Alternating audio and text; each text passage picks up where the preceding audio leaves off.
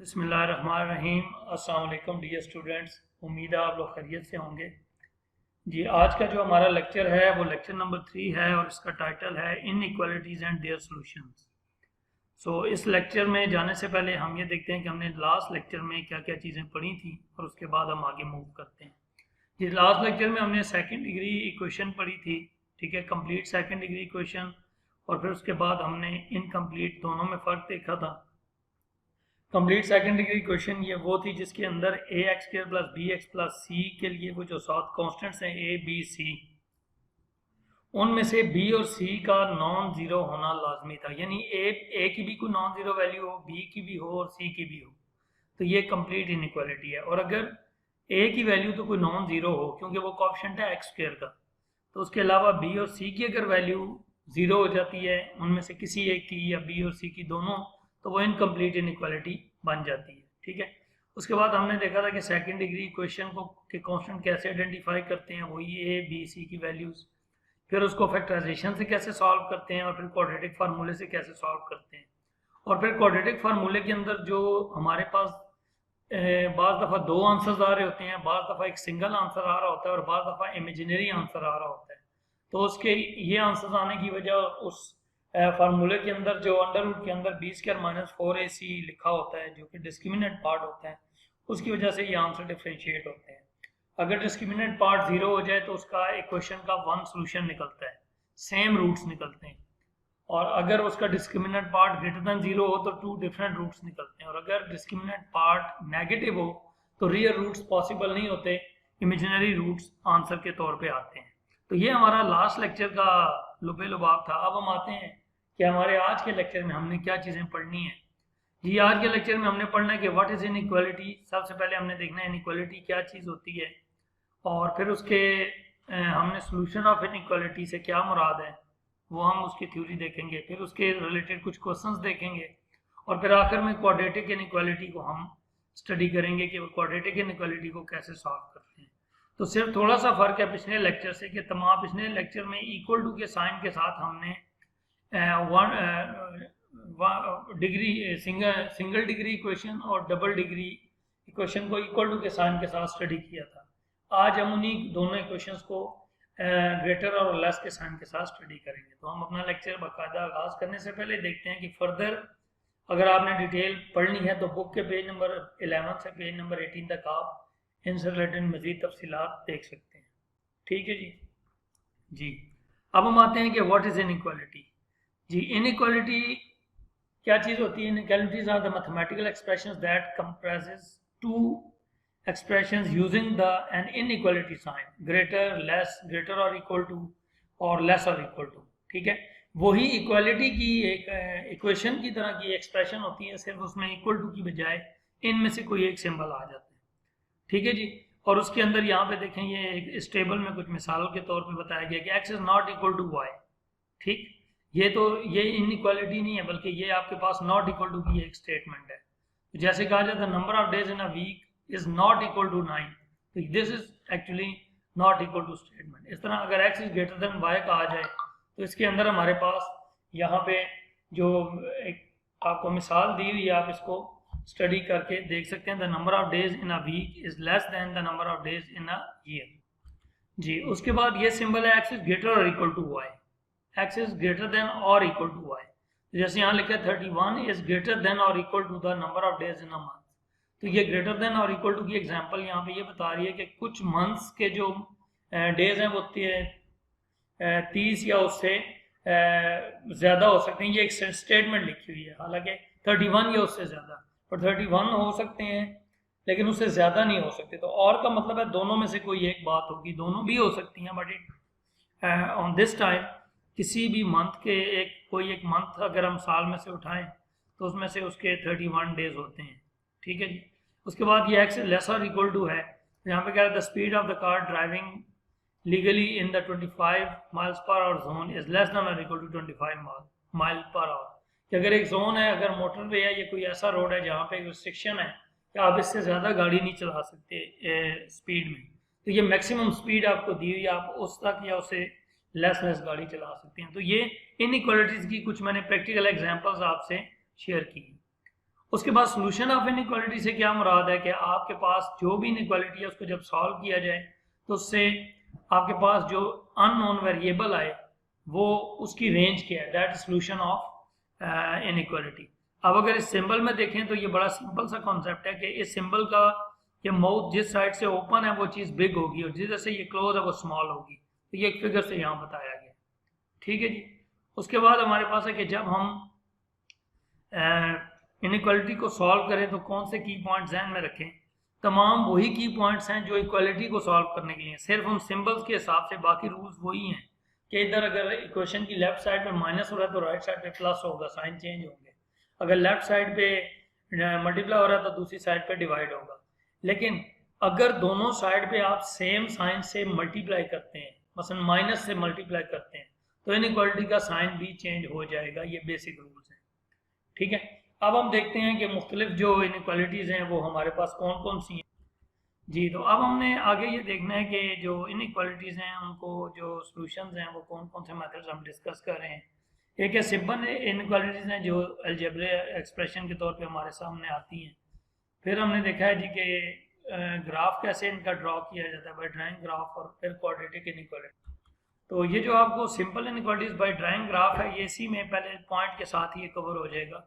इसमें ये कह रहा है सिंपल इनइक्वालिटीज एंड सॉल्यूशन। ये आपके पास सिंपल एक इनइक्वालिटी है जिसमें x + 3 > 2 लिखा हुआ है। अब इसमें आप सिंपल क्या करेंगे, हम यहाँ से इसमें suppose we want to solve the inequality, ठीक है।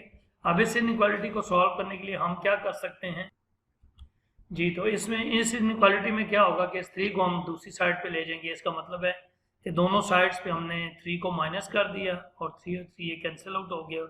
x इज ग्रेटर देन -1 आपके पास आंसर आ गया। अब उसके बाद ये है कि अगर हम इसको इस एक्सप्रेशन को यूँ पढ़ेंगे कि वो तमाम वैल्यूज जो ग्रेटर देन -1 है वो इस इनइक्वालिटी को सेटिस्फाई करती हैं, और इसको ग्राफिकली अगर आप नंबर लाइन पे शो करें तो x इज ग्रेटर देन -1 का मतलब है कि तमाम नंबर्स -1 से बड़े हैं लेकिन -1 उसमें शामिल नहीं है। इसलिए ये -1 का जो सर्कल है ये जस्ट सर्कल है, अंदर से ये फिल नहीं है। तो जो सर्कल अंदर से फिल ना हो इसका मतलब वो नंबर उस रेंज में शामिल नहीं है। तो ये सारी डिटेल इसी के बारे में यहाँ पे लिखी हुई है। एक और एग्जांपल है 4x + 6 is greater then 3x + 7। तो इसको भी इस तरह जैसे इक्वेशन सॉल्व की जाती है इसको सॉल्व करेंगे। 6 दोनों तरफ सब्ट्रैक्ट करने से फाइनल आंसर आ गया x इज ग्रेटर देन 1। तो इसका मतलब है 1 शामिल नहीं है लेकिन उससे राइट साइड पे सारे एलिमेंट शामिल हैं। इसी तरह एग्जांपल नंबर 3 है 3x - 5 ≤ 3 + x। तो इसमें दोनों तरफ अगर 5 को हम ऐड कर दें तो उसके बाद सॉल्व करने से हमारे पास जो आंसर है वो x < 2 आ गया। इसका मतलब है 2 भी शामिल है और उससे लेस तमाम नंबर्स भी शामिल है। इसी तरह ये एग्जांपल नंबर 4 अगर देखें तो इसके अंदर इसने कुछ 4-5 पार्ट्स दिए हुए हैं और उन्हें कह रहा है कि नंबर लाइंस पे आप शो कर दें। तो जैसे पार्ट नंबर 1 में कह रहा है कि 3 से ज़्यादा, तो इसका मतलब 3 शामिल नहीं है तो वो खाली सर्कल होगा और आगे लाइन राइट साइड पे मूव करेगी। और अगर जैसे बी पार्ट में x < 2 है तो 2 शामिल है और लाइन लेफ्ट साइड पे मूव करेगी। तो इस सेंस में ये जो आपके तमाम ये यहाँ पे ये पार्ट्स हल किए गए हैं, इसको आप देख लीजिएगा। फिर आगे आती है जी क्वाड्रेटिक इनइक्वालिटी। जी क्वाड्रेटिक इनइक्वालिटी ये बिल्कुल क्वाड्रेटिक इक्वेशन की तरह होती है, सिर्फ इसमें क्या होता है कि आपके पास सिंबल्स जो हैं वो लेस और ग्रेटर और इक्वल टू की फॉर्म में आते हैं, ठीक है जी। Quadratic inequality need handling with care. The solution of the quadratic inequality always give the two roots.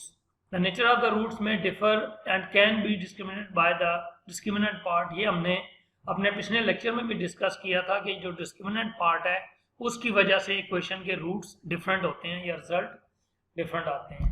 तो उसी तरह जब यही इक्वेशन जो थी क्वाड्रेटिक इक्वेशन जब ये इनइक्वालिटी की फॉर्म में लिखी जाएगी तो इस तरह इसके 3 सिंबल्स, चारों सिंबल्स इन्वॉल्व हो जाएंगे। ग्रेटर का सिंबल, लेस का सिंबल, ग्रेटर और इक्वल टू का सिंबल और लेस और इक्वल टू का सिंबल। उसके बाद आपके पास जो इसकी क्वाड्रेटिक इनइक्वालिटीज़ की एग्जांपल्स हैं डिफरेंट, ये मुख्तलिफ मैंने इक्वेशंस लिखी हुई हैं आपको जस्ट समझाने के लिए, इस फॉर्म में इक्वेशंस लिखी होंगी, ठीक है जी। अब हम उसके बाद इसकी कुछ एग्जांपल्स देखते हैं, इसको बड़े गौर से देखिएगा। कहते हैं जी एग्जांपल है सपोज दैट कि हम इस इनइक्वालिटी को सॉल्व करना चाहते हैं कि x² - 3x + 2 is greater then 2। अब अगर थोड़ी देर के लिए हम इस ग्रेटर टू देन को हम इक्वल टू समझें तो बाकी इसकी लेफ्ट साइड उसी तरीके से फैक्टराइज होगी। तो हमने इसको फैक्टराइज कर लिया, लेफ्ट साइड को फैक्टराइज करने के बाद हमने कहा कि अगर हम इसको थोड़ी देर के लिए इक्वेशन समझें तो हमारे पास ये दो क्रिटिकल पॉइंट्स आ जाएंगे, x इक्वल टू 2 और x इक्वल टू 1। अब इन्हीं के अलोंग हमने अपनी पूरी इनइक्वालिटी को एक्सप्लेन करना है। अब यहाँ पे हमने एक बात गौर से ये देखनी है कि आपकी ये जो इनइक्वालिटी का आंसर 0 से ग्रेटर तब आएगा जब आपके ये दोनों टर्म्स का प्रोडक्ट जो है वो 0 से ग्रेटर आए जी। तो ये क्रिटिकल वैल्यूज जो हैं ये हमारे पास दो आ गई हैं। अब इस इनइक्वालिटी का ग्रेटर देन 0 होने के लिए लाजमी है कि ये जो दोनों टर्म्स हैं ये प्रोडक्ट देने के बाद हमें जो आंसर है वो पॉजिटिव आए, ठीक है। उसके लिए यहाँ पे देखें ये कुछ टर्म्स लिखी हुई हैं कि ये इनइक्वालिटीज जो हैं ये बिल्कुल सिंपल नहीं है कि हम इनको डायरेक्ट कहें जी बस ये दो आंसर्स हैं। अब हमें ये देखना होगा कि इनके प्रोडक्ट का आंसर ग्रेटर देन 0 आता है या नहीं आता। ये डिपेंड करता है कि इन दोनों ब्रैकेट्स के साइंस क्या है, ठीक है। तो ये उसी सूरत में मुमकिन है अगर इन दोनों ब्रैकेट्स के साइंस सेम हो, क्योंकि जब दो नेगेटिव वैल्यूज मल्टीप्लाई होती हैं तब भी जवाब प्लस आता है और जब प्लस मल्टीप्लाई होती हैं तब भी जवाब प्लस आता है। अब वो समझाने के लिए नीचे हमने एक टेबल बनाया हुआ है, इस टेबल को समझिएगा। ये हमारे पास वैल्यूज ऑफ x हैं दो, ये दो x की वैल्यूज हैं, एक x1 है x2 है जो हमने इक्वल टू इक्वलिटी की सेंस में ली है, और ये वो दो टर्म्स हैं जिनके हमने सिंबल्स डिस्कस करने हैं। क्योंकि हमारा फाइनल जो जवाब है वो ग्रेटर देन 0 है तो इन दोनों के जो सिंबल्स हैं वो या नेगेटिव होंगे तो तब भी ये जवाब पॉजिटिव आएगा इनका प्रोडक्ट, या दोनों प्लस होंगे तब भी पॉजिटिव आएगा। अब पॉइंट ये है कि इन दोनों के साइंस को जहन में रखने के लिए ये भी देखना है कि हमारी यहाँ पे वैल्यूज क्या क्या पुट होंगी कि इनके जवाब जो है वो हमारे पास माइनस में प्लस में आ सकें। तो यहाँ पे आप देखें एक बात हमने लिखी है कि according to the second column of the table, ये जो सेकंड कॉलम है टेबल का ये वाला, इसके तहत ये प्रोडक्ट ग्रेटर देन 0 तब होगा जब x लेस देन 1 पुट होगा। क्यों? अगर मैं यहाँ x लेस देन 1 पुट करता हूँ, मसलन कोई भी लेस देन 1 पुट करता हूँ, तो ये जवाब डेफिनेटली क्या आएगा, माइनस में आएगा, और इधर भी लेस देन पुट करता हूँ तो ये जवाब माइनस में आएगा। तो इस तरह ये दोनों जो इक्वेशन, ये दोनों ब्रैकेट्स हैं ये दोनों इनफैक्ट नेगेटिव हो जाएंगी और फिर फाइनली मल्टीप्लाई होके पॉजिटिव आंसर देगा। तो ये थोड़ा सा हमें यहाँ पे ऑब्जर्वेशन से काम लेना पड़ेगा कि यहाँ पे x क्या क्या पुट किए जाएं। जाहिर है इसी क्रिटिकल वैल्यू के राउंड अबाउट होगा, या इससे पीछे पुट होगी या इससे आगे पुट होगी, खुद ये पुट नहीं हो सकती वरना वो 0 हो जाएगा। फिर दूसरी कंडीशन क्या निकली थी कि इन दोनों के जवाब, दूसरी condition according to third column of the table, अगर हम इस तीसरे कॉलम को देखें तो उसके मुताबिक इन दोनों के साइंस पॉजिटिव होने चाहिए, और इन दोनों ब्रैकेट्स का जवाब पॉजिटिव तब आएगा जब यहाँ पुट होने वाली x की वैल्यू जो है वो 2 से ज्यादा हो। क्यों? अगर यहाँ 2 से ज्यादा 3 पुट हो तो इस ब्रैकेट का आंसर पॉजिटिव आ जाएगा, और अगर यहाँ 2 से ज्यादा हो तो ये भी पॉजिटिव आ जाएगा, ठीक है। तो ये कंडीशन जहन में आपने थोड़ा सा इसको ऑब्जर्वेशनल होके तो ये चीजें करनी है। तो यही बात यहाँ पे लिखी हुई है कि सिर्फ और सिर्फ उसी सूरत में मुमकिन है कि x लेस देन 1 हो या x इज ग्रेटर देन 2 हो, तब ये इनइक्वालिटी जो है ये क्वाड्रेटिक इनइक्वालिटी होल्ड होगी। तो उसके बाद हमने यही जो ये जो हमारा आंसर आया इसी को हमने फिगर के तौर पे दे दिया, बस सिंपल। उसके बाद ये एक और एग्जांपल है, ये भी आप देख लीजिएगा, ठीक है, उन्हीं लाइंस के ऊपर है, ये नीचे टेबल बना हुआ है, ठीक है जी। तो इसको भी ज़रा देख लेते हैं, हम एक्सप्लेन कर देता हूँ आपको। अब यहाँ पे देखें ये एक और इनइक्वालिटी है जी, ये डिफरेंट सी थी। इसमें जो -2x² + 5x + 12 is greater then और इक्वल टू 0, सबसे पहले हमने ये करना है कि जो x² की टर्म है उसको हमने पॉजिटिव रखना है। ये तो बेहतर है कि पूरी इक्वेशन को दोनों तरफ से -1 से मल्टीप्लाई कर दें। तो जब -1 से मल्टीप्लाई करेंगे तो ये तमाम सिंबल्स चेंज हो जाएंगे और इनइक्वालिटी का सिंबल भी चेंज हो जाएगा, बाकी साइंस चेंज हो जाएंगे।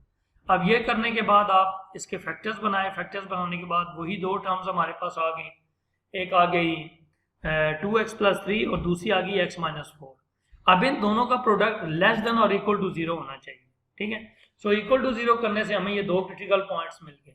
अब इनके जवाब लेस देन 0 तब रहेंगे जब इन दोनों के साइंस मुख्तलिफ होंगे, ठीक है। साइंस सेम होने से ये ग्रेटर देन 0 हो जाएगा, तो इन दोनों के साइंस मुख्तलिफ होंगे।